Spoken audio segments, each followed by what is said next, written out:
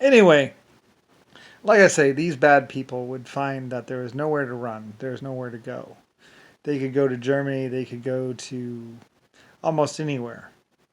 Once I knew about them, once the group knew about them, they were hunted down. And they were hunted down by my people, my guns, my armies. Go and find them and kill them. Those people who murdered Indians, those people who were shot people indiscriminately. They would eventually come to find me to talk shit to me and basically to call me an asshole and this and that and blah blah blah. It's like I was not. It's not my fault that and even the Hell's Angels in the end were like, we're sorry. We didn't know. I don't know. I don't know how much the Hell's Angels knew. But it's just a bunch of pieces of shit, basically, and not even normal druggies, but actual shit that would come to bother me and fuck with me. And it's like, what? I was rich for millions of years and I outlived all the other bad people. I had heroes working for me, real heroes. Not people like Senator John McCain, but real people, good people. And they were just mad because they weren't able to carpet bomb us into extinction. They weren't able to kill all my life forms. They weren't able to kill all my people. They couldn't even find my people. My groups were too big. I had too many people working for me. So when they went to go do bad things, when they went to go kill indiscriminately, they got shot dead. Their brothers, their sisters, well, not really their sisters. We didn't really shoot women that much. And most women were on my side. Most women knew what kind of men their brothers or the people that were with them were.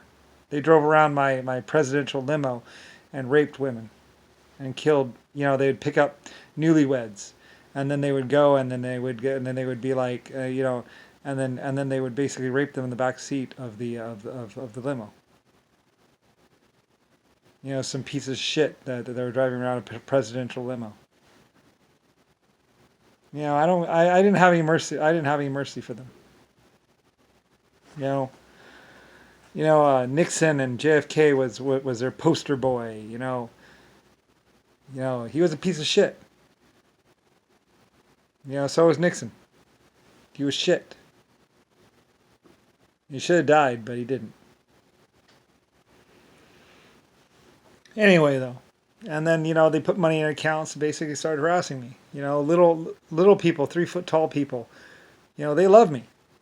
I included them in my Hollywood. I included them in movies. I paid them double what normal actors were paid, even though they were half the size. Paid them really well. I treated all my people really well. Some people did great things with that money. And some people didn't. Just being an alcoholic didn't matter. I didn't care if people were alcoholic. I didn't care if people did jungle juice. And people were doing jungle juice, and I was like, yeah, whatever. It didn't really matter as long as they didn't get all crazy on the jungle juice. Most people loved being around me. Most people loved the technology. Most people loved the cars. Most people loved the women. It was party time. It was fun. But there was a job to do. And most people respected that. You work, you do your job, and then what you do on the weekends is your deal. As long as you don't go around killing indiscriminately. There are good people out there and there are bad people out there. The bad people were the only people that hated me. The computers, the paintball gun people, the people that just like to drive nice cars. And nice cars don't even cost that much. A Lamborghini only costs like $30,000 or $60,000 to build. Actually. The price for a Lamborghini is actually not that much. It's way overpriced. They charge $100,000 because everybody would love to have one. But they're actually only worth like $70,000. They actually only cost like $30,000 or $70,000 to build in actuality. They use some titanium gearboxes and some other stuff, which can deal with the high stresses. But realistically, they're not even that much to build. A lot of people. It's just a lot of people. There's money. Mass production was like this amazing thing and especially, I was like, well, the robots can work 24 hours a day. I was so right about everything. that I was so fucking rich. I mean, mass production and computers, and I was like, well, a computer can retrace the perfect steps. So once you paint a car one time perfectly, it's going to be the same every time, as long as atmospheric and temperatures and everything are all the same. It's distance and all that other stuff. Once you get that down, so you just hire one expert to spray paint a car, and then the machine goes, and it's just like printing, and then you have the whole car painted. And then that machine does that 24 hours a day. You don't even have to clean your bits, because it's just and it's just a constant flow of supply of paint. And then you've built 100,000 cars. As long as you keep feeding cars to it, it'll keep doing it. And I was so right with my mass production idea that it allowed for millions of units to be made, trillions. A whole world of production. Money, and not just money, but resources everywhere. People, stuff for everyone. On such a scale that was unheard of before.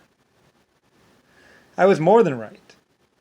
I was so right that I was legendary. An aircraft, everything that I did. Even transatlantic steamships. I had this idea that a bigger ship might actually use less fuel.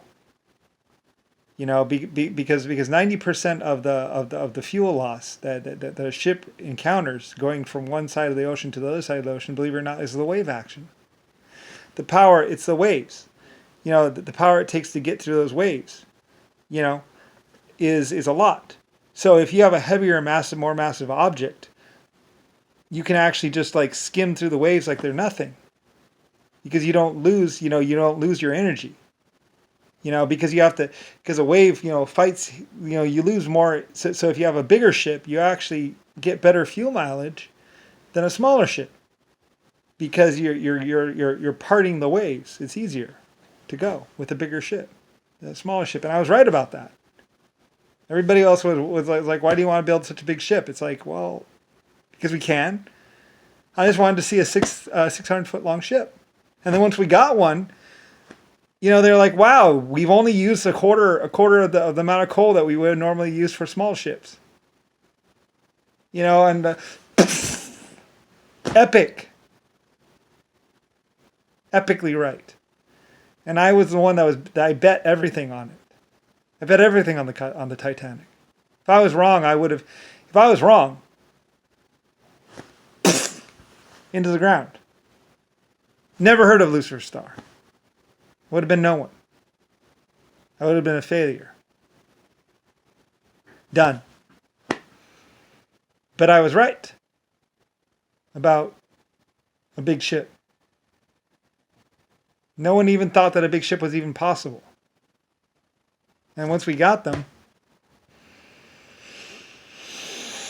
well, history was made. And they were super efficient. Way more efficient than a smaller ship. And then everybody wanted one. And like I say, the Lusitania was nearly unsinkable. The what's it called? The Bismarck, or Brian Mark, Brian ship. It had a 12-inch hull, or a 15-inch hull. It was really thick. And sure, it didn't churn very well, but it went through the waves like a hot knife through butter. It actually only used like a 1/16 the amount of fuel. Once it got moving, well, it didn't really want to stop. And it could skate. You could actually just build speed until you were like I think they clocked the Bismarck at 120 miles an hour or something ridiculous like that. One time. It took it a long time to get up to that speed, but once it got there, it just stayed.